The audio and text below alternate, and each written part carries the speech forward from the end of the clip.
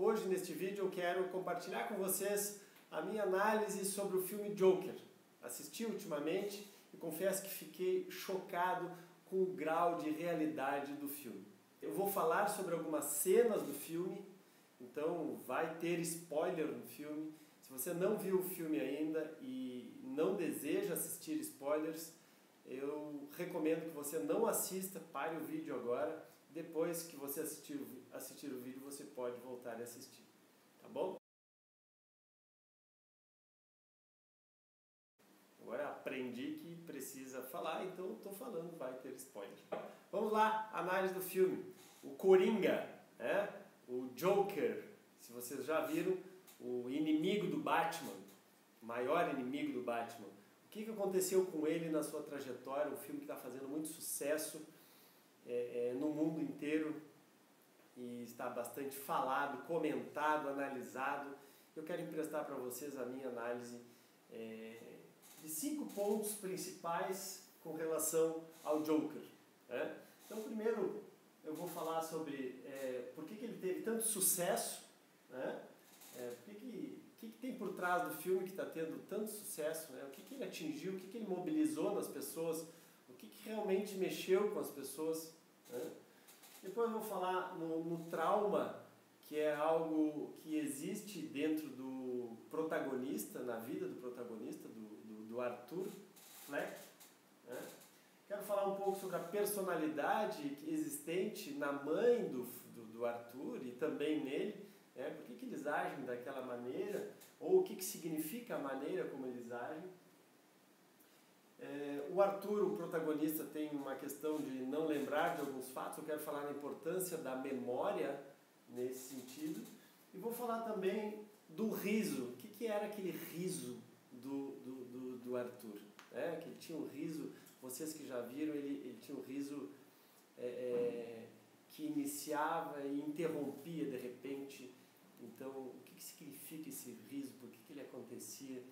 Eu vou falar sobre 5 pontos de uma forma bem objetiva para que nós consigamos pensar e dar origem ou início a um diálogo e, quem sabe, aprofundar depois.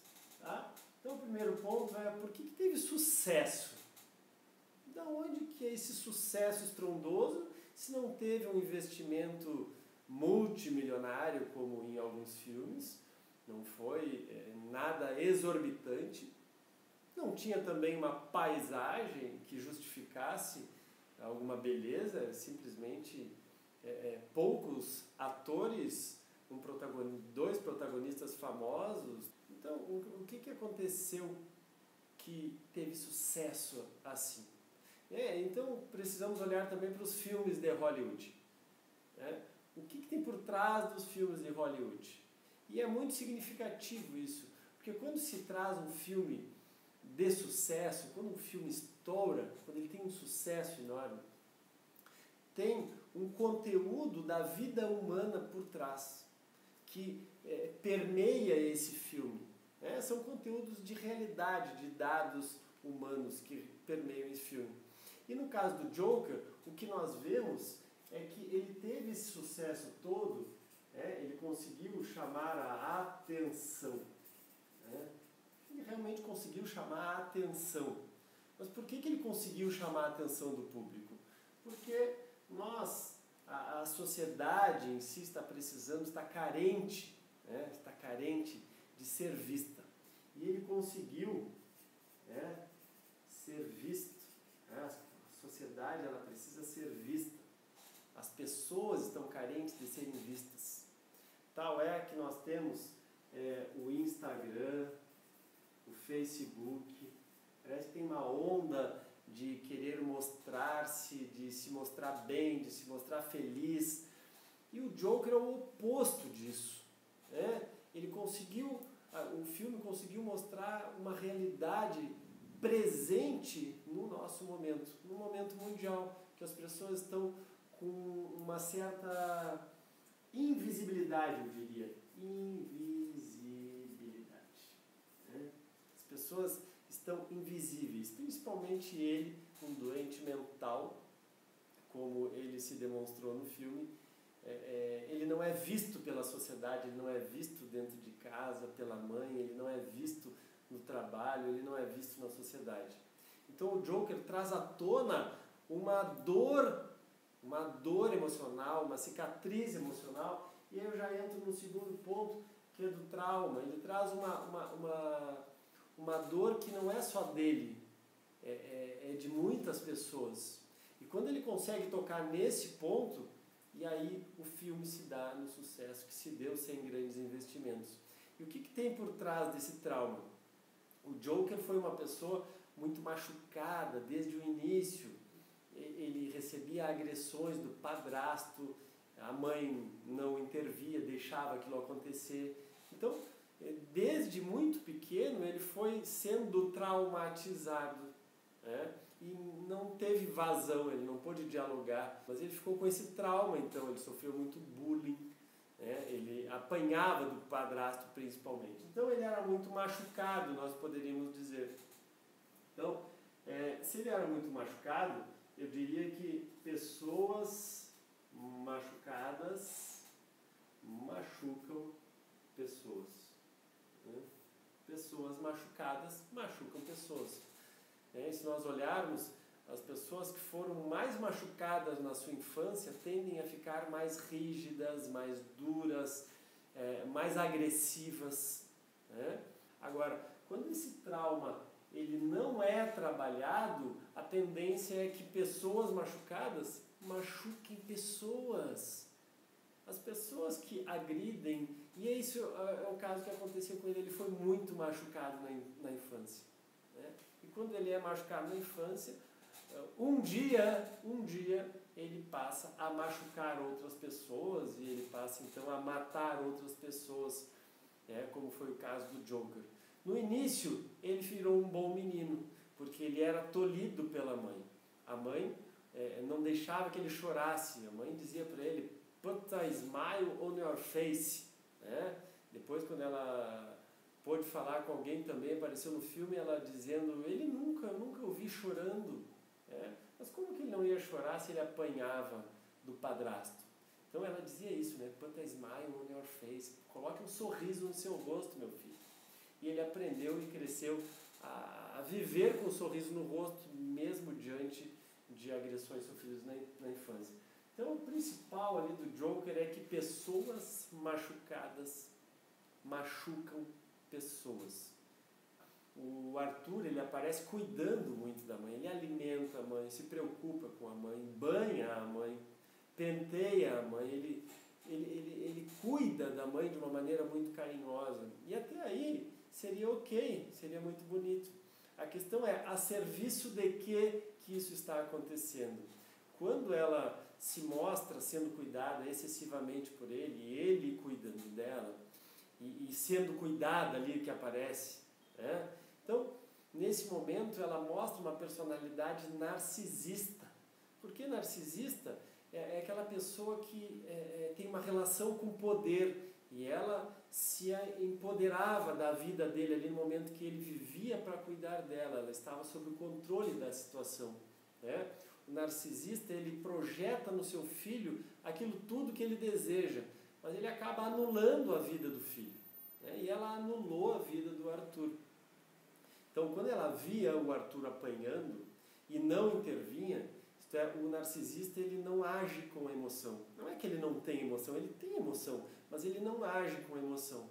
E da mesma maneira o Arthur, né, que diante do processo de agressão dele, depois lá no filme, quando ele assassina, né, 3 caras que estão mexendo com uma moça, que ele primeiro ri de nervoso, eu vou falar do riso agora, em seguida, ri de nervoso, depois ele mata as pessoas e ele diz, mas eu não me senti mal, eu não me senti mal, né? E depois também ele aparece no final do filme dançando nas escadas antes de ir para a entrevista, né? Então ele tem uma coisa de eu, ele descobriu, né, que quando ele se deu conta que ele estava muito machucado, estourou como se abrisse a tampa de um ralo e saiu tudo que estava de podre dentro dele guardado. Como ele não deu vazão, ele não tratou disso, saiu em forma de uma insanidade narcisística, né? Então ele não agia mais com emoção também. Ele passou a agir sem emoção. E ele precisava estar no comando, no controle. E para ele estar no controle, ele faz o quê? Ele mata os rapazes no metrô. Né? Então ele dança e celebra a situação de que ele está indo fazer entrevista, se arruma muito bem, se pinta e chega lá e ele mata o apresentador em frente às câmeras. Né? E depois no sanatório ele aparece, também dá a entender ali que ele matou a senhora que estava entrevistando ele na chegada lá, porque ele aparece pisando com sangue no chão, e depois aparece os caras correndo atrás dele e ele muito feliz, sai dançando no corredor após ter cometido mais um assassinato. Então ele tem um prazer ali, ele não age com emoção. Né? Um outro ponto, né, então seria o narcisismo que está ali. Né? E o outro ponto seria a falta de memória que ele teve, porque ele não lembrava de nada disso que nós estamos conversando aqui, que eu estou falando com vocês. Ele descobriu isso quando ele encontrou o prontuário de quem atendeu quando ele fez terapia ou quando ele foi no psiquiatra. Eu acho que era o psiquiatra que fala ali no filme. Ele leu o prontuário e ali ele viu a questão. Ele também passou pela violência com o pai dele, que ele ficou sabendo que era o pai, depois ele descobriu que não era o pai, que ele tinha sido adotado. Né? Então, quando ele lê no prontuário que nada disso foi contado para ele, que ele sofreu agressão do padrasto, que ele era adotivo, que ele não tinha o pai, que a mãe mentiu para ele, então a vida dele acabou, saiu o chão dali. Né? E o que acontece? Tem um esquecimento, né? Ele bloqueia tudo isso que aconteceu na infância. Por que a criança bloqueia?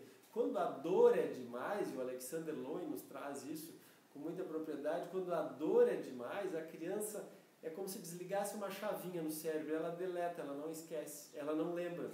Por isso que é muito comum adultos não lembrarem da sua infância. Quando passaram por situações difíceis, como foi o caso do Arthur Fleck, ele passou por situações tão difíceis que ele deletou. Ele não lembrava mais do padrasto, de que apanhava do padrasto.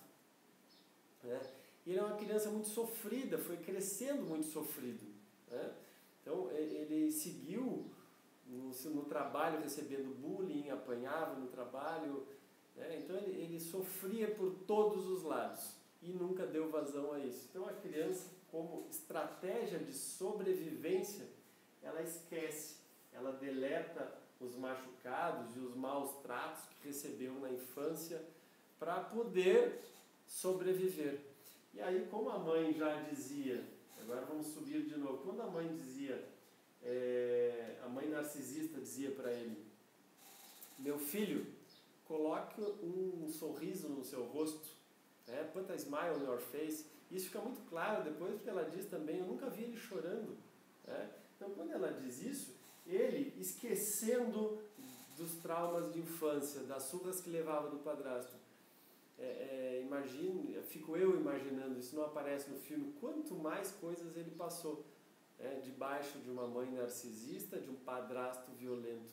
Ele esquece, e assim como ele esquece, ele se torna, um bom menino. Então ele cuida da mãe, dá banho na mãe, penteia a mãe, e ele anula a sua vida para cuidar da mãe. Como eu disse, não é o problema de cuidar da mãe, é muito positivo. A questão toda é a serviço de que isso está. E isso está a serviço de agradar uma pessoa que precisa ser agradada. E ele se torna um bom menino. No trabalho ele é um bom menino, em casa ele é um bom menino, e ele é um frustrado porque ele ficou dentro de um quadradinho, traumatizado, sem conseguir dar vazão a isso. Ele anulou a sua própria vida em função da mãe, desde pequeno.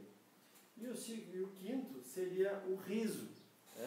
A questão do riso, ele tem uma risada muito... chega a ser até engraçado. Eu saí do cinema muito chocado, assim, engraçado que eu saí rindo, porque ele faz uma risada muito de maluco. Nós olhamos de fora e ele diz... E aí ele segue falando normal. Então, quando é que dá essa risada nele? E ele sai falando. Então ele corta a risada e você não entende. Opa, mas ele estava rindo, como é que cortou? Então o que acontece? A risada do Arthur está dissociada da emoção que está regindo aquele momento.